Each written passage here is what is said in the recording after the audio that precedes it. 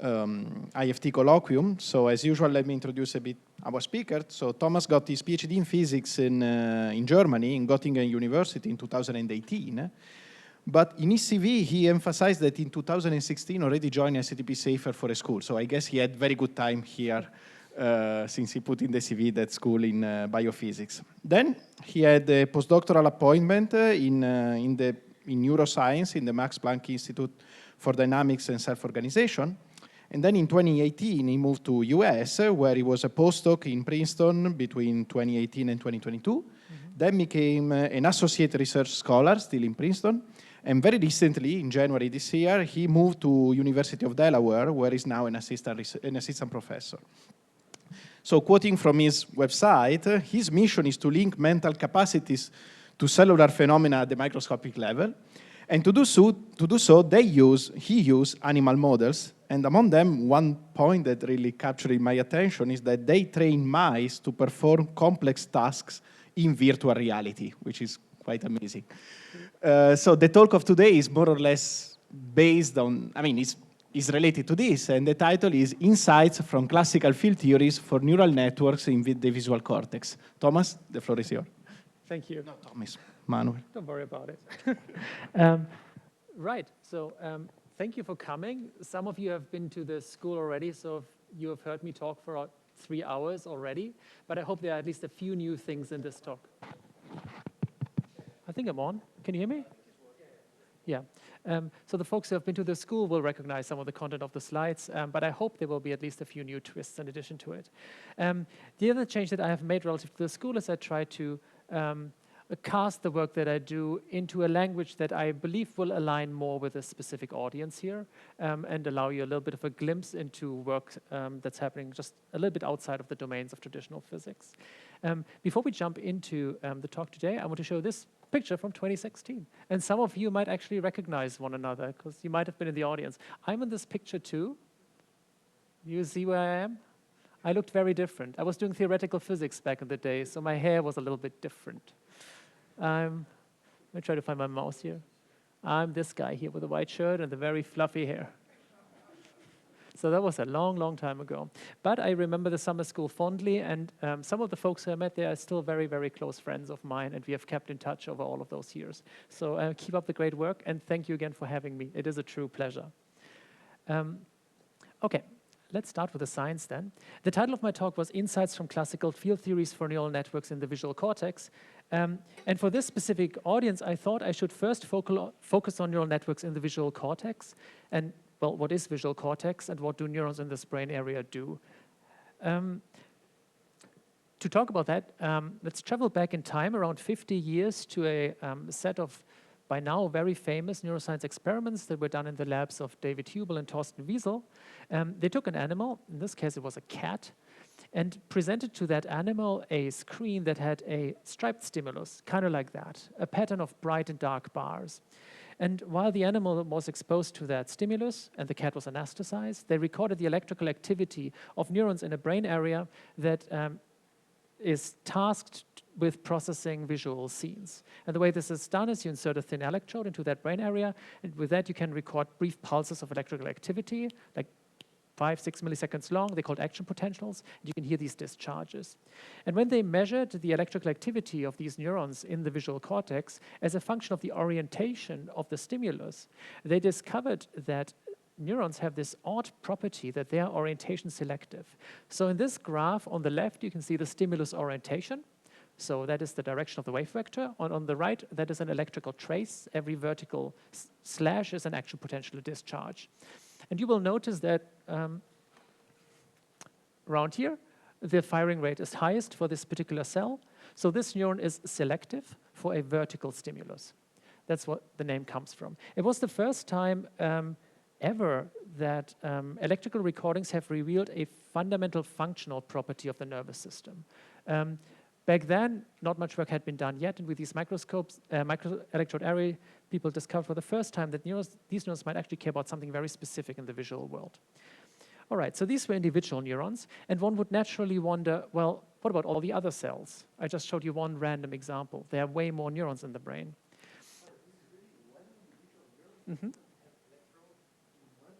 Yeah, the potentials dissipate very quickly. Nowadays, we pick up more. Then we do something called spike sorting, where we try to sort them out. But yeah, this is one electrode. There's a better technique if you want to make sure that you want to record from one cell, and that's two-photon microscopy, which brings me to the next slide here. So instead of an electrode, you can take a microscope and take pictures into depth of the tissue in the brain.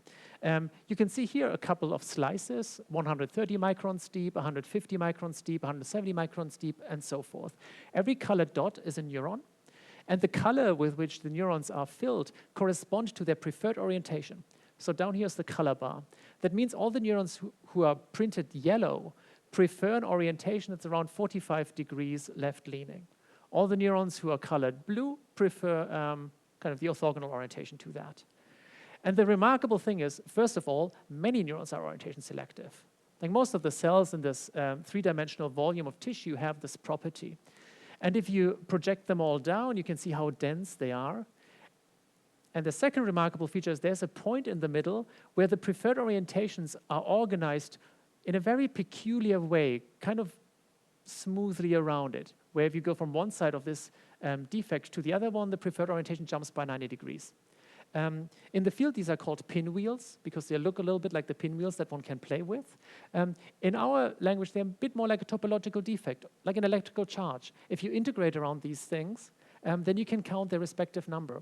And they wouldn't go away. Like you could smooth this arrangement, manipulate it, because there is this defect, kind of like a nematic crystal.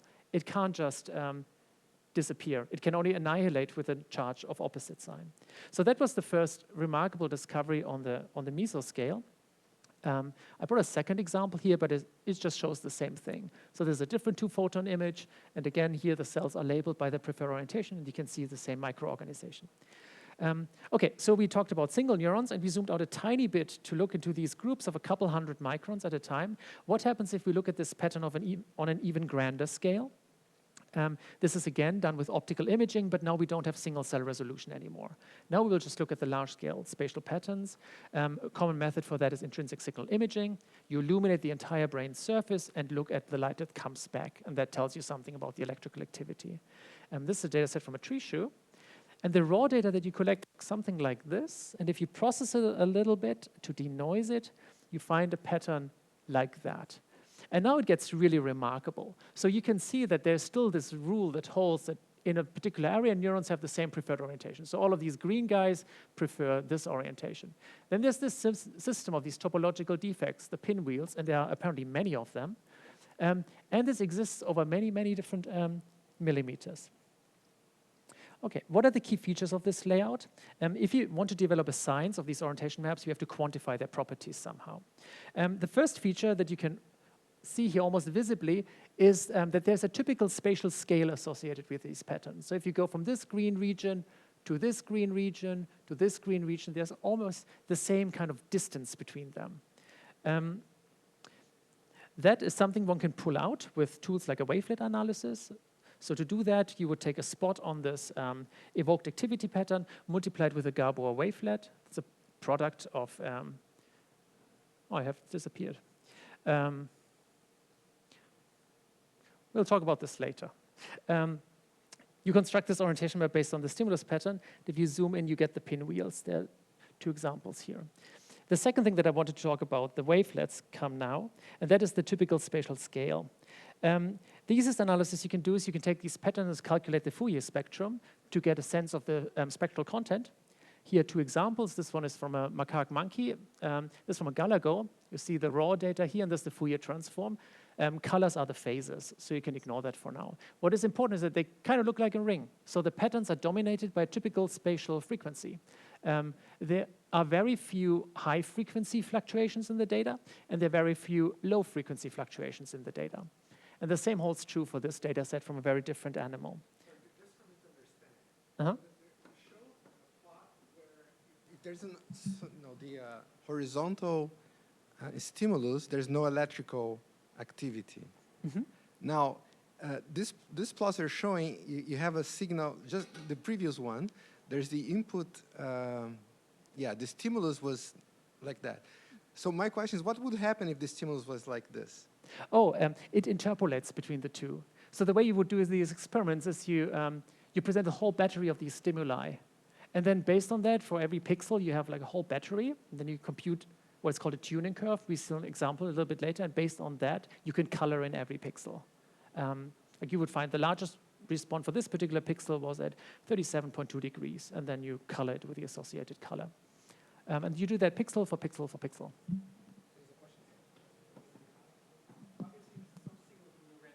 Uh-huh. So is there some mechanical distribution of the nerves coming from the retina to the brain, or is it something that first is processed by the brain and then is given to these cells? I think it's best if I answer that later. Okay. It's both. But yes, we use like the eye and all this optical machinery to even make it to this point. The reason why this pattern is interesting is because orientation selectivity is like a functional property. Stuff like that doesn't exist in the primate eye. So it's really special that these neurons, for some reason, construct these response properties. Okay, the typical spatial scale means that if you calculate the Fourier transform, you get these rings. If you average this over the angles, you find that there are peaks at a particular spatial frequency. That means these patterns are dominated by a spatial scale that depends on the organism where the data was collected from. We look into two regions here. You might also appreciate, even though the circle has the same size, there are way fewer fluctuations visible in this region when compared to this. So these spatial patterns are non-stationary. The typical frequency depends on where one is in the pattern. And that is something one can pull out with a wavelet analysis. Oh yeah, that's a Galago. And the way in which this works is you pick any point on this map that you're interested in, say this one, and you compute a dot product of this map with a Gabor wavelet. A Gabor wavelet is a product itself of a Gaussian envelope with a plane wave. If one plots the contour lines, it looks kind of like this. And you can already appreciate visually, if you were to multiply this thing with this underlying gray-scaled map, you would get a relatively small number, because on this scale, the picture is rather constant, but the wavelet has positive and negative subregions, so that averages out. If we increase the spatial scale of this wavelet a little bit, so it starts to approach the spatial scale of the pattern, then the scalar product becomes larger. If we make the wavelet even bigger, then within these lobes, the fluctuations start to average out again. So this wavelet coefficient decreases in amplitude. So we can plot this out, and we find the most dominant spatial scale at this particular region of the map. So we can plot a little box here of the size 1 lambda. And then going back to our arrangement of pinwheels, we can count how many exist in this box, and in this case, it turns out to be 3. And then we do this for every single pixel. So the second example down here, do the same thing. We compute our wavelet coefficients, try to find the maximum, count the number of pinwheels. That allows us to express the density of these pinwheels, not really as a density in the traditional sense, not in the units 1 per square millimeter, but an intrinsic property of the system that we are looking at. So in physics speak, it isn't really a density anymore, it's more like a pinwheel number, like the Reynolds number, something that doesn't carry a unit anymore, so we can make a fair comparison between different animals. So this characteristic then, like a correlation function. Yep, it is.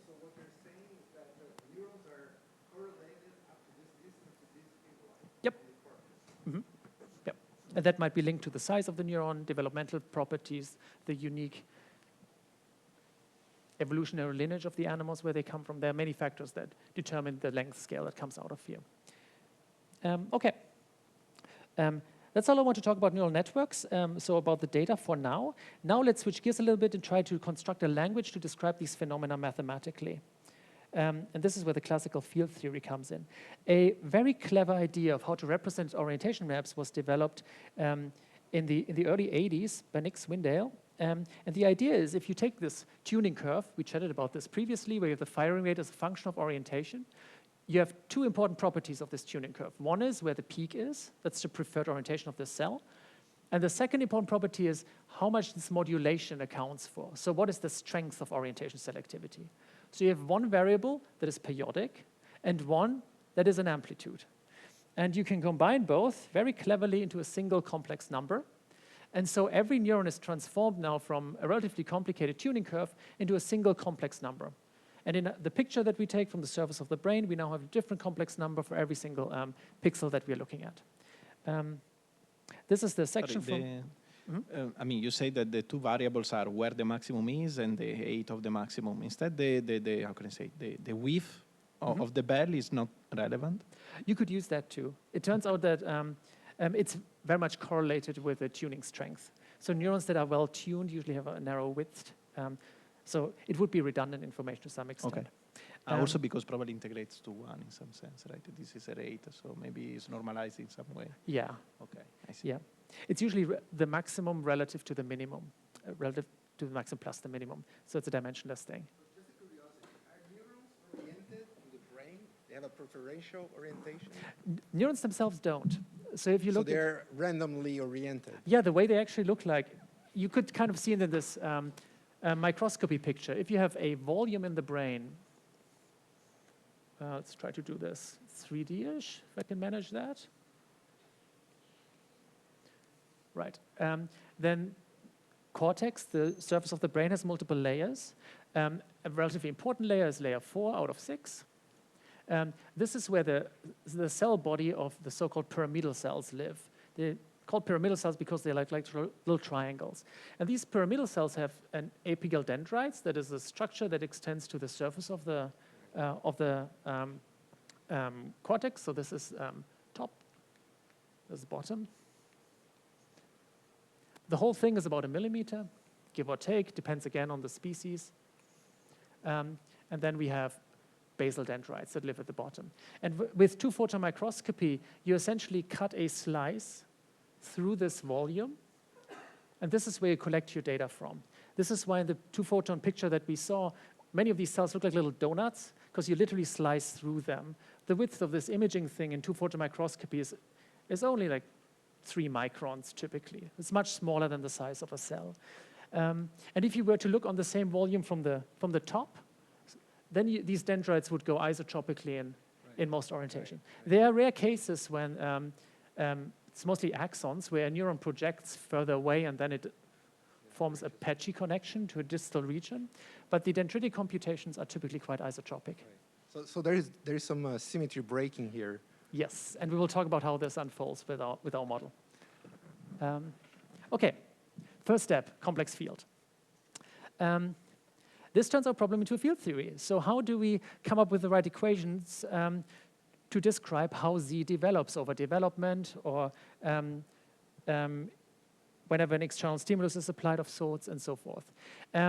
As an example, this is not too uncommon in the physics world. Many of us will have worked, at least during our training days, with a phi to the 4 theory. Everybody who has played with Peskin Schröder will know that very, very well. And these theories are defined essentially twofold. We need the sort of linear interactions. They define the propagator, the thing the field itself does, and then we have coupling terms that produce the interesting physics and how they interact with one another.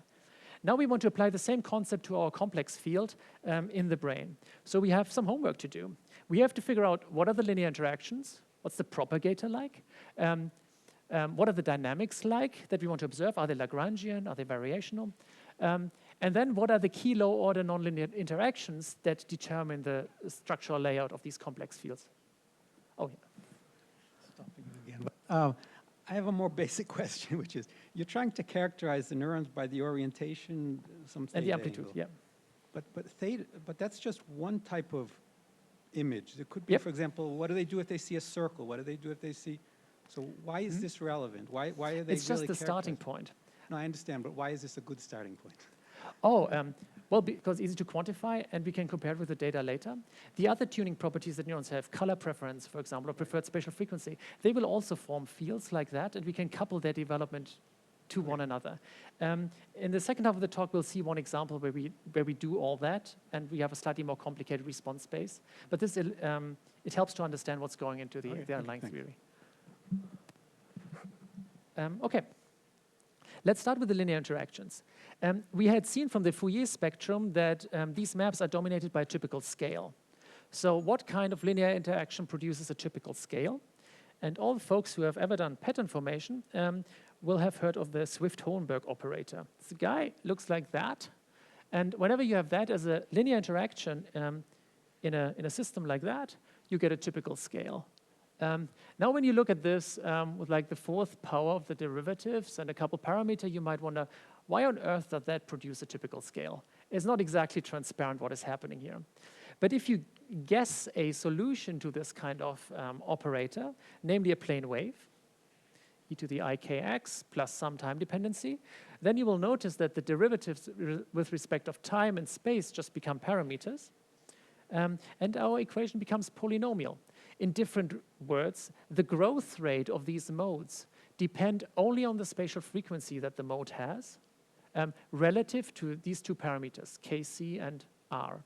So we can plot this polynomial. Looks like this. Like the edge cases are kind of trivial. For very large k, the whole thing will decay like minus k to the fourth. That's happening down here. For k very close to kc, this guy is 0, and we have a local maximum at the value r. And based on this curve, you can see the growth rate, lambda, is greatest for all the spatial frequency components that are close to this kc parameter. The second thing you can, one moment, you appreciate is that the time scale here for dynamics close at the spatial frequency are determined by this r parameter. That's the natural time scale of the system. Yeah. So you have the fourth power of the Laplacian there. Yes. Is it because of conservation law that you want to implement? What was that? Is a conservation law that you want to implement? One could, in principle, the dynamics we will choose for this kind of thing will not have conservation laws. So we because this is usually in phase transitions you have model A, model B. Yes. And this model B here sounds model B, which is conserved order parameters. Yeah, so we will have a few symmetries that come up later that will be conserved. So then the question is why fourth power and not only the second? Because you want a system that has this property, that a specific wave number has the greatest growth rate. And that is, in the pattern formation world, arguably the simplest linear interaction that has this property. It is defined only by these two numbers, and if you just simulate it, start with random initial conditions, these modes will grow strongest. And that makes it an attractive first guess for the linear dynamics. Okay, we'll see a simulation of this later, then you can see how this actually unfolds in time. Okay, so what about the interactions? Our goal, again, is to identify an equation that governs the full dynamics of these orientation preference maps. So the temporal dependency of this complex field is some nonlinear operator that acts on this complex field. Now, of course, in its entirety, this is utterly hopeless. Like, how would one capture all these complicated interactions in the brain in a simple equation? But if you put on your physics hat and you try to do something hopeless, the first thing you do is you do a Taylor approximation. So we ignore all the higher order interactions and just expand this to third order in the hope that we capture the essential dynamics through these third order interactions. Yeah. Hi, sorry, so you've started talking about dynamics. Your introduction to these neural fields made it seem like it was a static thing, like you take a picture of the cortex of this animal and you see a certain orientation. So does this change with time? If you take the same picture an hour later, does the animal's neural cortex change? On an hour later, yes. When we look into the dynamics that this model produces, we're probably very close to the attractors, like the local minima of the dynamics.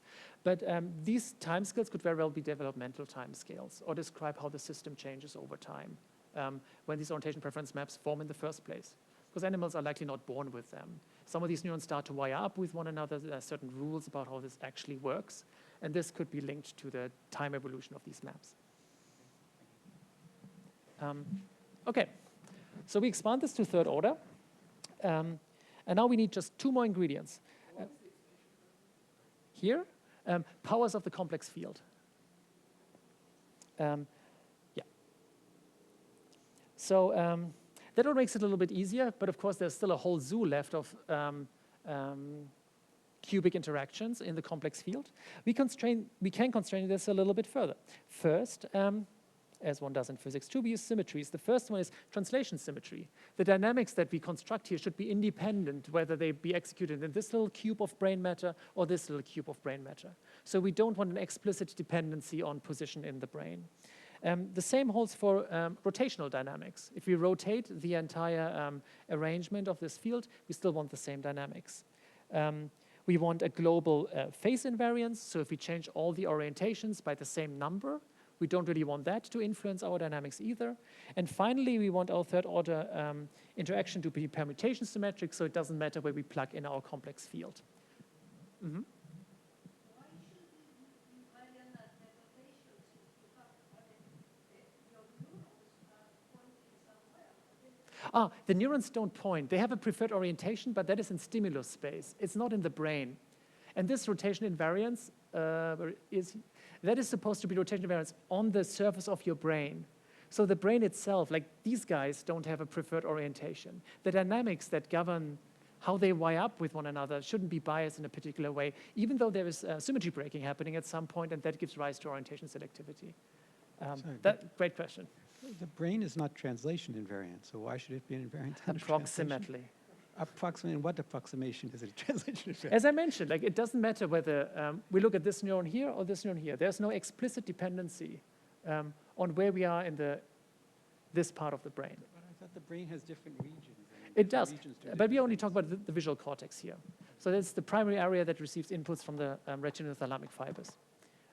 Yes, this is all primary visual cortex. This is also where the data comes from. Okay, so with these interactions, we can constrain our third order terms, but there are still two fundamentally different possibilities that exist. One is that these interactions are strictly local, and one is that they are non-local. So local interactions are relatively easy. There's only one that is consistent with all of our symmetries, and it just depends on X, where we are on the surface of the brain. The non-local terms are a little bit more complicated, and generally can be of this form. It's an interaction for this position X relative to all the other positions Y weighted with some sort of kernel. These are different points of this field interacting in a non-local way. Now that's something very neuroscience-y because there are these long-range connections between neurons. So it wouldn't be too surprising that there can be long-range coupling between different parts of the brain surface. To make this tractable, we can make an educated guess that this weight function here should be something like a Gaussian. It should be decay in space because neurons can't form arbitrarily long connections, and it's more likely that cells close by will be wired together. And there is a bias in wiring up neurons that have the same preferred orientation. So we can make our guess here about a Gaussian function, and then we expand this to third order to be consistent with our initial expansion. And then we get our whole beautiful set of nonlinear interactions. These are the local terms. These are the two non-local terms. And here we chose coefficient g so that if g equals 1, this term is 0, and we only have non-local interactions. If g equals 2, this guy is 0, and we only have local interactions. Now, who is scared of this equation? Yeah, I was too. So for the next couple slides, we will go through what these terms do and how one solves a physical system that has these properties. Oh yeah, there are different ways how one can derive the same equation. I want to show one more that I felt was useful in figuring out what is happening here. And we can use the derivation based on energy optimization. So we want to write down an energy expression for this complex field so that the temporal evolution is essentially gradient descent. In other words, we walk into a local minimum of some optimization function E of Z.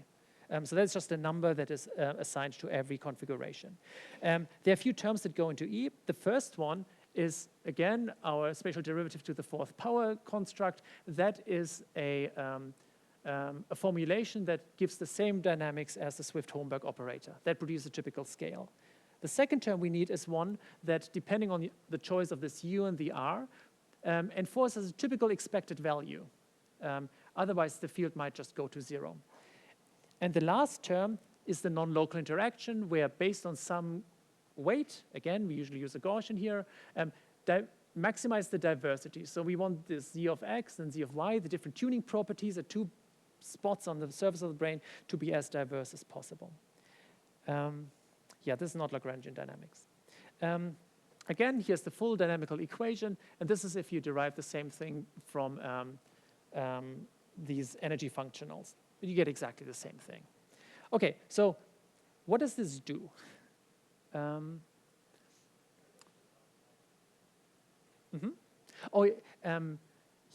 That is the preferred orientation written as a vector, because I thought that is a little bit easier to understand than the complex number. So it's the real and imaginary as the two entries of a vector. And if you rewrite this, you get this here in complex numbers. Okay, so what is the dynamics like? First, let's just simulate it. Here is a simulation for g equals 2. So as a reminder, that is the case where this whole nonlinear thing is 0. This coefficient becomes -1. So we have our linear interaction that produces a typical scale, and then it should saturate at some point, but with strictly local interactions. If we simulate this and we start with random initial conditions, on the left is the phase of our random complex field. On the right is the Fourier spectrum. We can just let this run. And the first thing that happens is the linear dynamics sends all of the modes far away from the critical circle to 0. And this happens very, very quickly. Because again, that's how we constructed the linear operator. Then as time goes on, there are a set of modes that survive on this critical circle. And here they collapse just on 1. So the solution for g equal 2 is a plane wave. You can see there's actually a defect line here, and there's a second defect line here. If they were to annihilate, we would have a perfect plane wave that is free of pinwheels. And they actually do, but they move very slowly. You see, if I move forward here, this defect line is closing, but it's a very slow process. Okay, so for g equal 2, we get plane waves. For g about 1, and here I used a value slightly less than 1, so that the local cubic term is a growth term. The initial conditions converge very quickly on dynamics on the circle too, but then as time goes on, the modes on this critical start to interact with one another. And they actually stabilize to a pattern that is produced by the linear sum of only a handful of modes on the critical circle. If we move forward in time here, see how this pattern kind of freezes into a state like this, where we have, I don't know, 1, 2, 3, 4, a handful of active modes that compose this, this pattern on the left. And this pattern is stabilized by long-range interactions. In the absence of long-range interactions, we would end up with a stripy solution again. Okay, so we found a dynamical equation that can stabilize these interesting patterns with pinwheels and typical scales.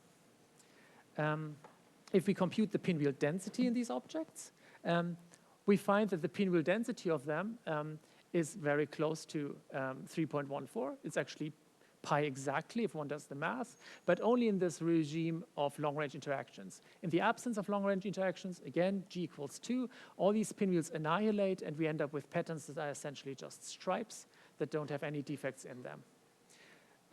Right, so the prediction of this class of models based on relatively simple principles is that if there are long-range interactions in the brain and these patterns are stable, you should end up with something that has a pinwheel density of around 3.14 in units of 1 per this natural scale squared.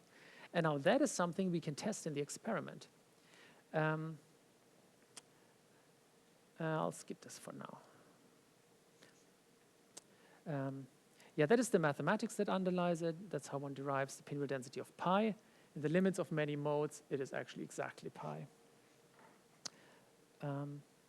Okay, and now we come to the experiment. So our theory prediction is that the pinwheel density should be close to 3.14. Now let's look at the data again. And here's a data set from 5 different species: the tree shrew, the galago, the ferret, the cat, and the macaque. And these are small representative snippets of their layouts of orientation domains.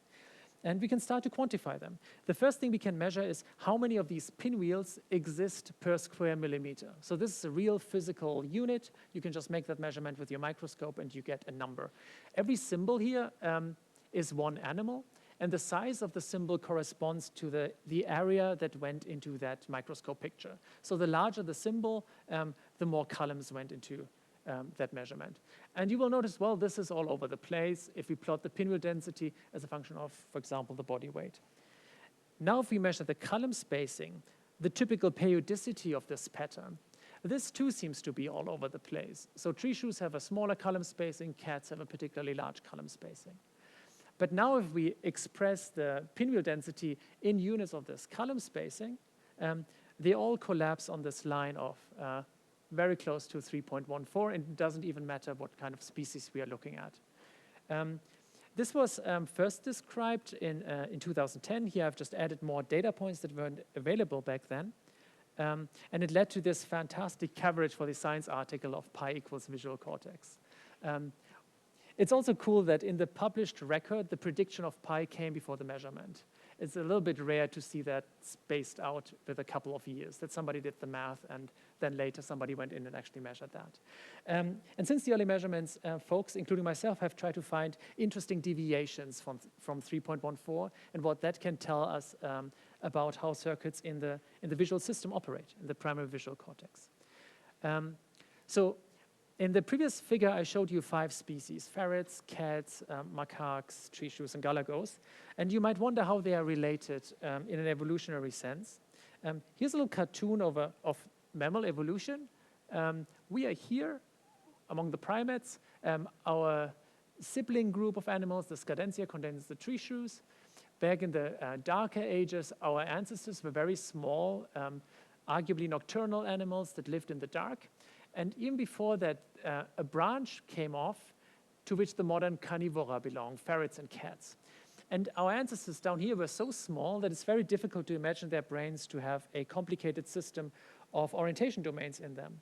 And if that is so, then orientation domains with this pinwheel density of 3.14 have evolved independently at least twice in these different lineages of mammals. And that too is suggested that this is important for our visual processing abilities. Yeah.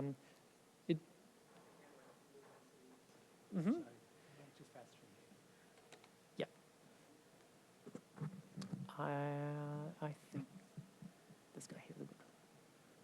So we measure the local scale with our wavelets, draw a box, and count how many pinwheels are in that. And we do that for the entire layout. Or in simpler terms, if you look at the spectrum of these things, they look like a ring. That gives you the spatial scale. And you can count how many pinwheels are in the pattern. And then you express the number of pinwheels relative to that spatial scale. The only reason why we do it that way is because the column spacing is so different. Again, like cats have larger typical variations of these layouts than tree shrews have. So we can't really compare the millimeter measurements. But if we translate it in this dimensionless number, then we can make a fair comparison. Okay, and there's no parameters involved. It's just a number. Yep. Here's just a number. Yeah, we can also go through this here again. Yeah, here's the same. So this is with actual units. Same measurement. You count how many pinwheels there are per square millimeter. So you draw boxes of 1 square millimeter, just count how many of these points are there, of the roots of the complex field. And it's all over the place. Then we measure the column spacing based on the spectrum. It's also all over the place. But if we now express both together as pinwheels per column spacing squared, we end up with this ground average of 3.14. Right.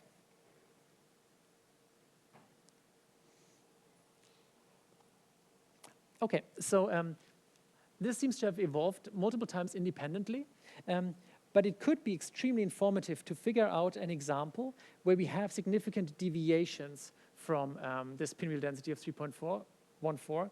And the ideal model organism to study this is are the primates, because the primates have a quite remarkable and unique evolutionary history that makes them uniquely suited for this kind of work, and they're highly visual animals.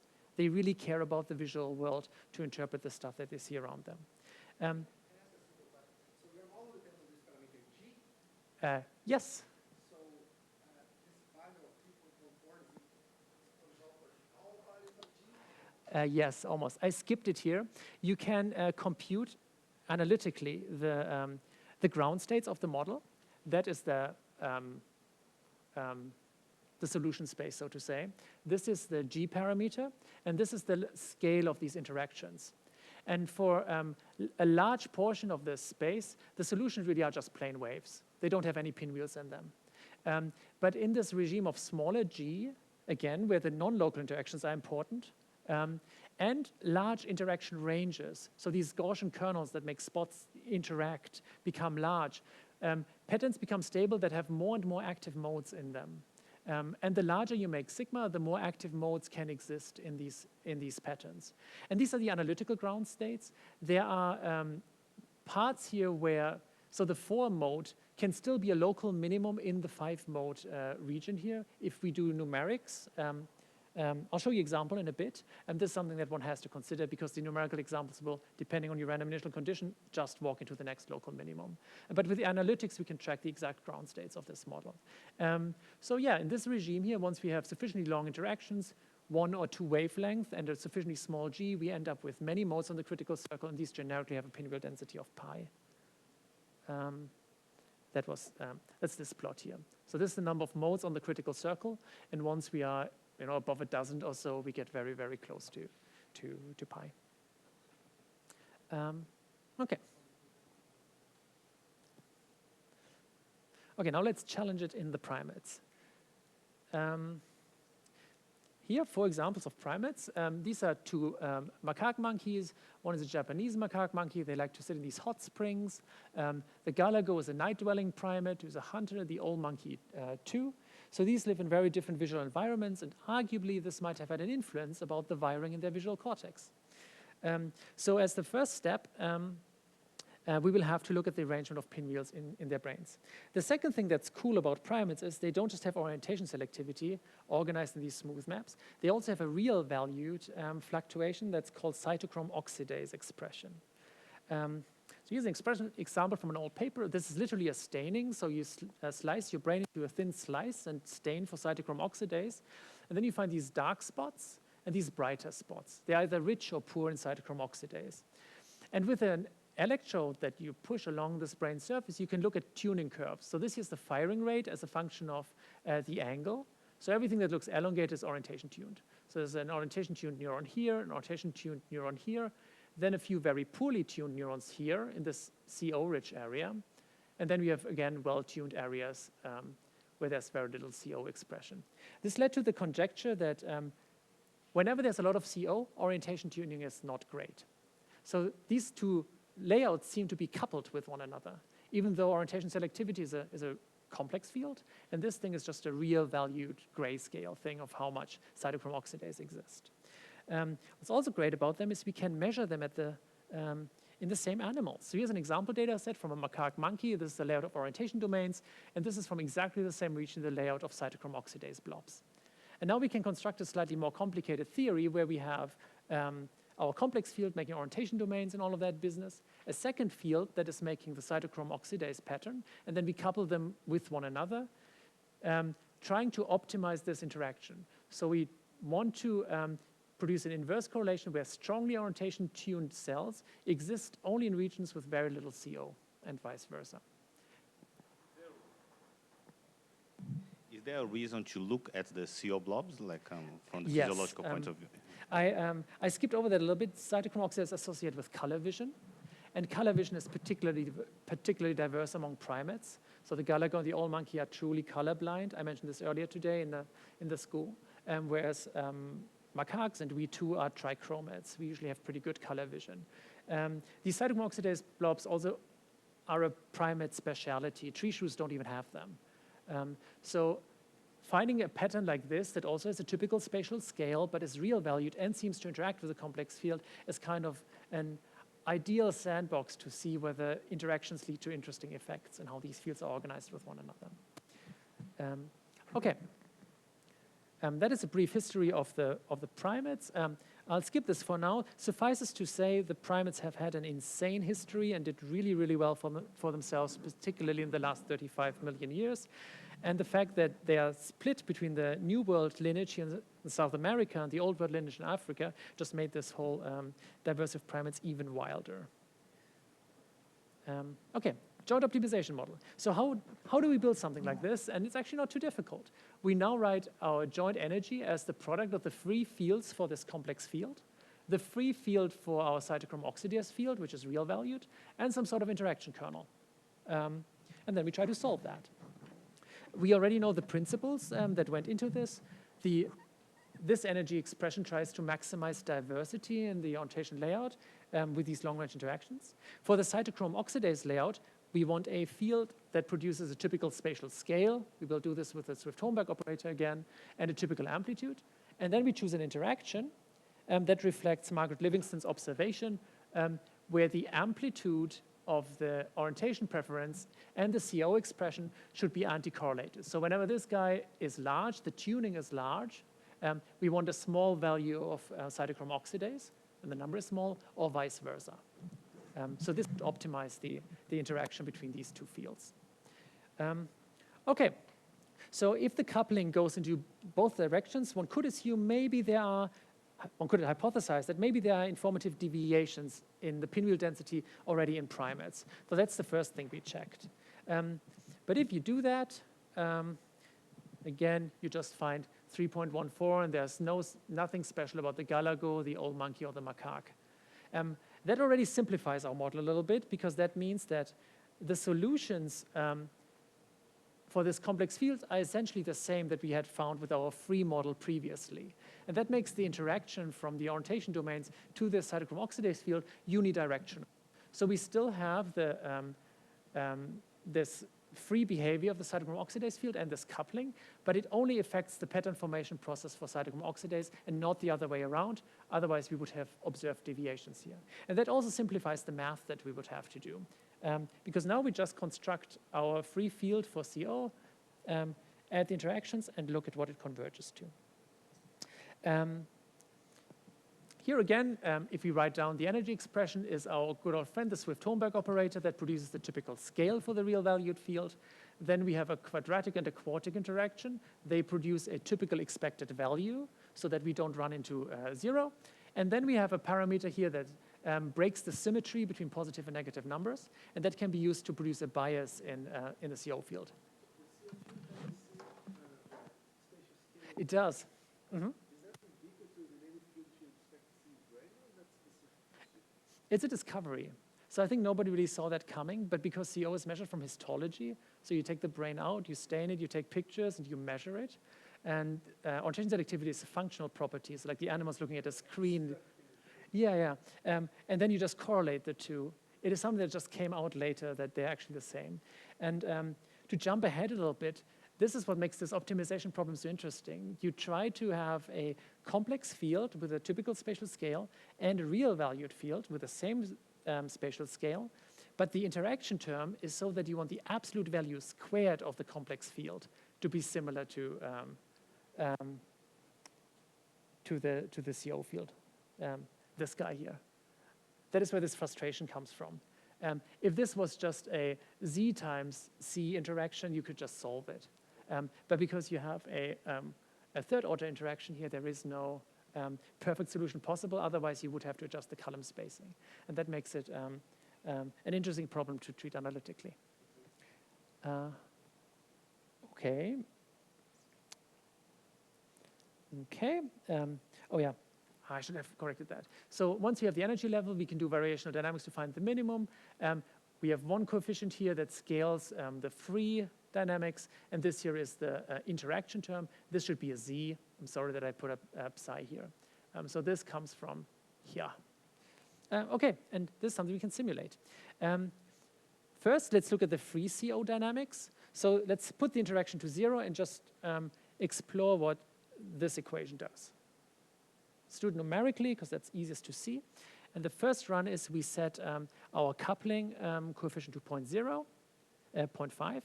And then the initial dynamics are the same as for our orientation map. The modes collapse on the critical circle.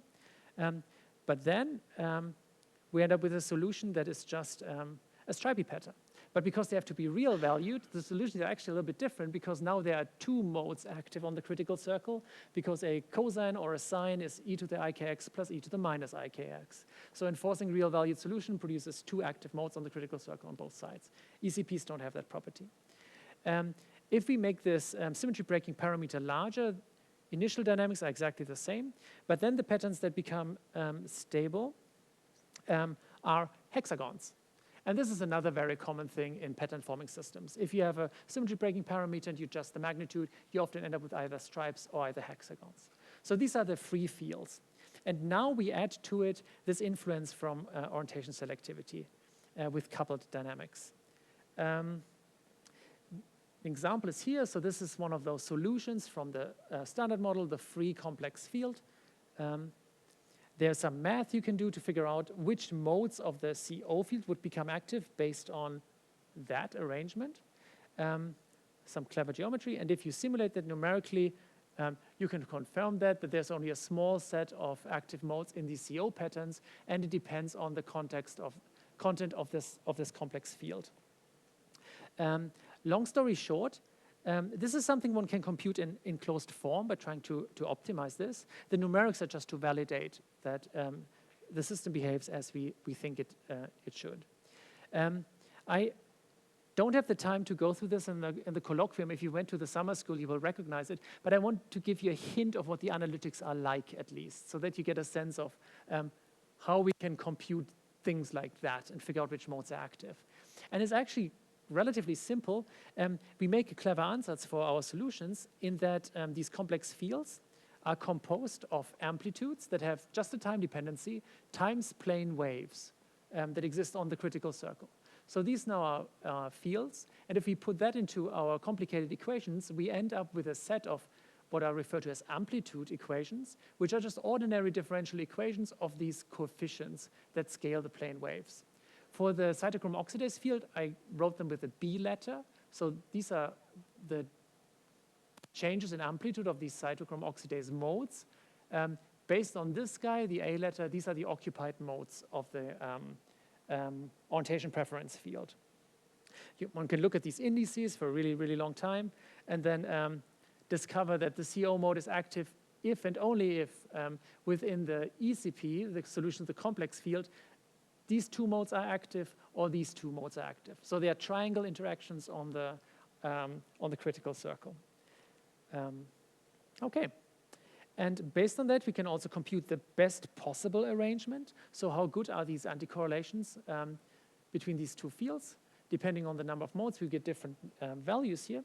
And here are the example numerical simulations. But we also know from the pinwheel density, which is close to pi, that we need a certain minimum number of modes, around a dozen or a little bit more. But in this regime where we have a certain minimum number of modes, this anticorrelation has to be smaller than around 0.3. You can't do better than that. It's just fundamentally impossible because you still try to solve two patterns with exactly the same wavelengths, but you align the absolute value squared of one with the value of the other. You can't do better than that. That is the absolute optimum. Yeah.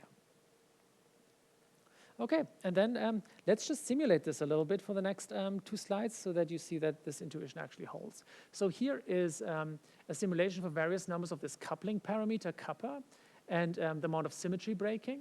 They're all color-coded. This is the correlation coefficient between CO and the absolute value squared of the complex field as a function of a relative shift of both of these layouts. So you can just compute it, then shift one of the fields against the other and compute it again.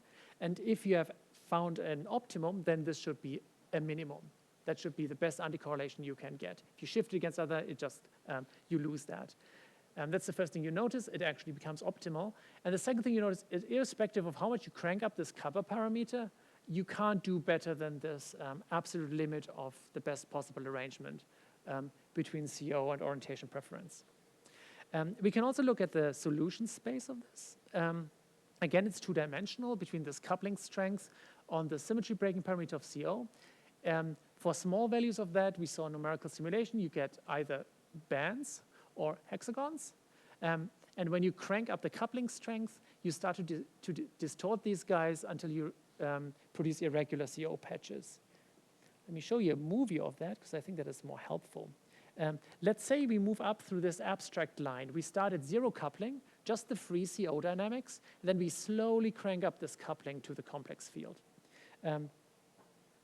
Then, this is the result. These lines illustrate the cytochrome oxidase field. The colorful thing is the orientation map in the background. And kappa right now is 0, and for this symmetry breaking parameter of 0.5, we get stripes, as we had seen previously.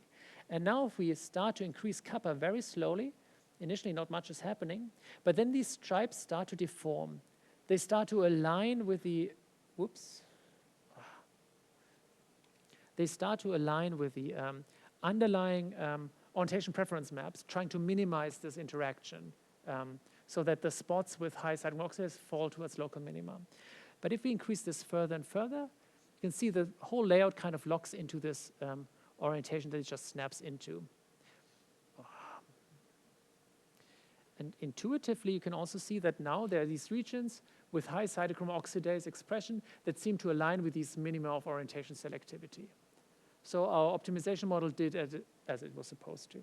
Now let's also walk up here. So we start now in a regime where we initially have hexagons. So you see all of these cytochrome oxidase circles. And if we increase kappa slowly, just as we had seen previously, this pattern starts to deform very, very slowly until it snaps into a new pattern that surprisingly turns out to be exactly the same as we had seen with the stripes. So long story short, the parameter on the x-axis doesn't even matter so much for your final solutions because then the CO field is essentially driven by this external bias and not really by the intrinsic dynamics anymore. Okay, at this point, we have found a good arrangement between both fields. And of course, because we plugged in this interaction functions to be optimized, this will produce very characteristic three-point correlations. Namely, we can look at the preferred orientation selectivity at some position x plus y relative to the cytochrome oxidase layout at x. And if y is 0, we expect this guy to be at a minimum, because that's what we had optimized. But if we shift this relative to one another, then this correlation structure should go away. We also found the analytical limit of this thing is around a quarter, minus a quarter. Okay, and here are two examples of this three-point correlation function. Again, at the origin, where y is 0, we find the best minimum that we could possibly do. And if we shift the two fields relative to one another, we will just do worse than that. We can't go below our known limit. And quite remarkably, we find the same pattern. We can look this for the whole space. If we do this in our animals, we find quite remarkably the same patterns. So this is a very stripy arrangement of cytochrome oxidase, and this is an aperiodic pattern.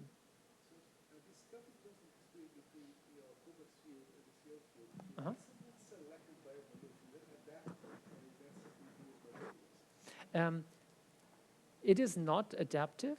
Here we treat it as a parameter, kind of like whatever you want the fine structure constant to be. But what we will end up with is that we are right here at this very regime. So kappa could be arbitrarily large. And so we are at the very edge of how much the system can conceivably be optimized. Even if you were to make this kappa even stronger, CO can't do better because it is still constrained to have modes of exactly the same spatial frequency as the orientation map. Okay. Yeah, so if we compare this to animals, we find something very similar. And quite remarkably, if we look at all our different macaques and the radial averages, they start to approach this analytical limit of how well these two fields can possibly be correlated. The other primates don't. This is the, here, it's distance in microns. So it's the anti-correlation between CO and orientation preference as a function of distance. You have a minimum here because they are anti-correlated.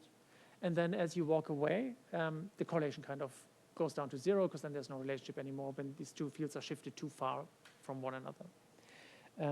Yeah, so macaques close to optimal, and these two species are not. And now to wrap this up, the macaque somehow has managed to incorporate cytochrome oxidase blobs into the arrangement of visual cortical circuitry that it has. And it doesn't just exist in a particular way. It has arranged itself into the system of orientation domains to the limits of what is mathematically possible.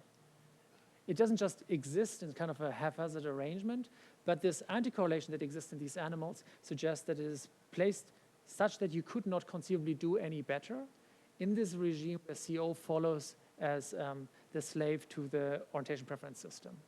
And that suggests that within around 35 million years among the macaques, since they have this cytochrome oxidase system, they have managed to approach the mathematical limits.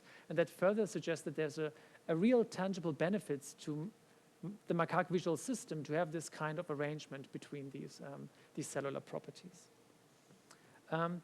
Yeah, that was all that I wanted to talk about today.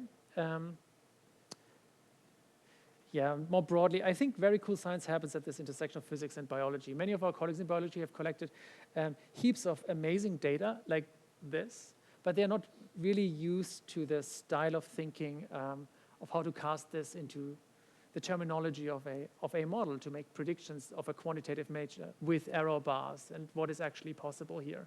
And you can start to make sense of these structures through the lens of physics. And I personally find this very rewarding. I think many of the students at the summer school find that cool too. And maybe this can be an exciting motivation for you to look a little bit more into biology as well, right? All right. Thank you very much. We already had many questions, but people are already asking for more. So your theoretical limit was based on picking a number of modes necessary to get something nearby pi, but I think it continued to decrease with the number of modes. So could it be plausible that your other animals are actually at their theoretical limits, but involve more modes in the interactions in their ground state, for instance? It is tempting, isn't it? I don't really have any good evidence in support of that hypothesis, but I think it's very attractive that that is the case. It's cool that at least macaque follows at the very limit of what is possible, but maybe the others are optimal in their own respects too. Well, if you only had 2 modes, you could go even down further, right? Yeah, but with 2 modes, you have the wrong pinwheel density. So you need at least a dozen or so modes. But if you have even more on the critical circle, then yeah, the possible arrangement between the possible anti-correlation becomes weaker and weaker. Yeah. Thank you. So there are other visual maps in the brain other than the visual Yeah. cortex, like the optotactile, whatever. Do you also see pinwheels there? So pinwheels, you can only get pinwheels with complex fields, right? And don't have orientation maps other than the visual cortex? So orientation is a periodic variable, so you get pinwheels. But there are other maps in the visual system. So CO is one. Another very important one is ocular dominance. If you look into our visual system, or the macaque monkey for that matter, and you color code which neurons get inputs from the ipsilateral eye versus the contralateral, you get a pattern that looks just as stripy and patterned, but it's real valued too. So there are no pinwheels there. Okay, because I ask because in the bird pallium, we have a very different organization than the visual cortex, but the tectum in the birds are very similar to the tectum in mammals. So you have, so I don't know. Yeah, I don't know what the spatial arrangement is like for orientation selectivity in the tectum. Maybe it looks like a map. In the mammal world, there's at least a dichotomy. So all mammals studied so far either have orientation preference maps, like the ones that I've shown, with a pinwheel density close to 3.14 in the typical scale, or they have a system that's called salt and pepper.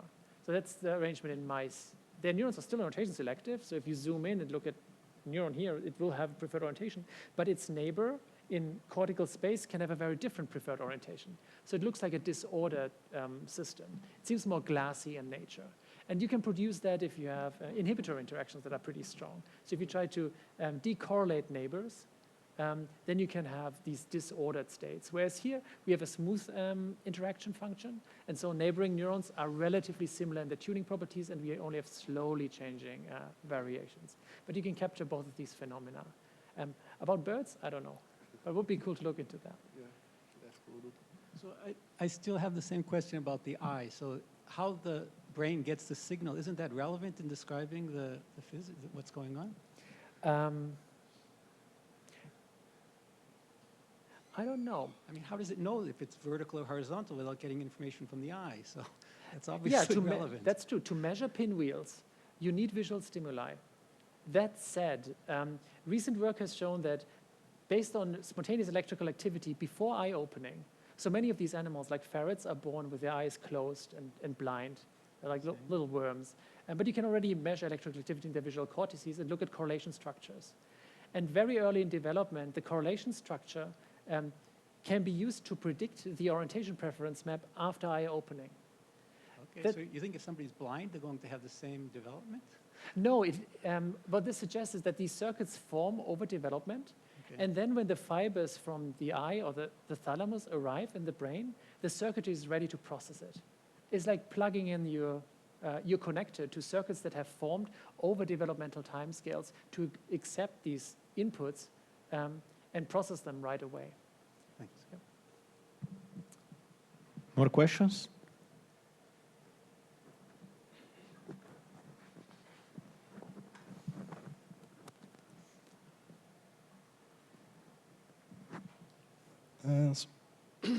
So I think you already explained this, but I didn't pay attention. Why your model needs a no-interaction term? Unidirectional? No interaction. You said which is controlled by the parameter G, right? Yeah. Oh, yes. So that was linked to a question that came up earlier. This anti-correlation that is approaching the limits of what is possible, you can only get there for very large values of kappa, so large values of this coupling. And in this limit, the CO field essentially follows the orientation preference map. So its intrinsic dynamics are almost irrelevant. The free field contribution is very small. And this CO expression parameter is only important for the free field dynamics. That is like stripes or hexagons. But once this other parameter, the kappa, is large enough that it then becomes essentially irrelevant. You end up in this regime where you find the essentially optimal solution. You can't do any better, irrespective of what the free fields would do otherwise. So in other words, it's based on experience, right? Yeah, it could be any other way. The actual data could exist anywhere in this space. And the same here. There is no reason why the macaque monkey would approach these theoretical limits. It's just a discovery, and it explains where these specific numbers come from. In the neuroscience community, people have written endless numbers of papers about the anti-correlation of orientation preference in CO. Some labs see it, some labs don't, some measure an anti-correlation of -0.2, some think that's a strong effect, some think it's a small effect. But through the lens of this quantitative treatment, we can actually say this isn't just a small effect, it is the limit of what is possible. And you can't even get something larger than -0.25. That is already suggests that these animals are right then and there. And our colleagues in neurobiology might have overlooked this otherwise, because the correlation coefficient of -0.2, just in biology, isn't a very large effect size by itself. Okay, thanks. More questions? That's really random, but if you have a field that, say, a torus or even was non-orientable, you still get pinwheels. So if you, instead of being a square, you just glue the sides in ways that can generate either a torus or a Klein bottle, so that pinwheels can turn into anti-pinwheels. Can you still get pinwheels that way? I don't know. So all the numerical simulations I've done were done with periodic boundary conditions. So they were simulated on a torus anyway. Yes. Otherwise, it gets really messy with long-range connections. No, but can you do then just flip one direction and get a Klein bottle and see what happens? You might. I've not tried that. What we have tried, though, is three-dimensional arrangements of orientation domains, and then pinwheels become string singularities. And they form very complicated. Oh, you need 4 dimensions to get quaternions. Mm-hmm. And then you can have a quaternionic pinwheel, I think.